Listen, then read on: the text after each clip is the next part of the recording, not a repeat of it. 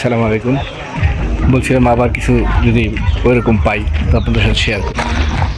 এই হলো আদম পাহাড়, সেই আদমস পাহাড় যেখানে আদম আলাইসাল্লাম প্রথম নাম ছিল পৃথিবীতে, সেই আদম পাহাড়।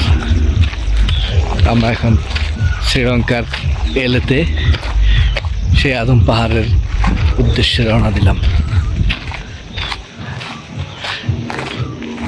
জিনিসটা আমার অনেক দিন ধরেই দেখার শখ ছিল, আল্লাহ সুযোগ মিলাই দিছে। আর এখানে কিছু অ্যাক্টিভিটিসও আছে। দুই লাইনে দুজন করে ছাড়ে।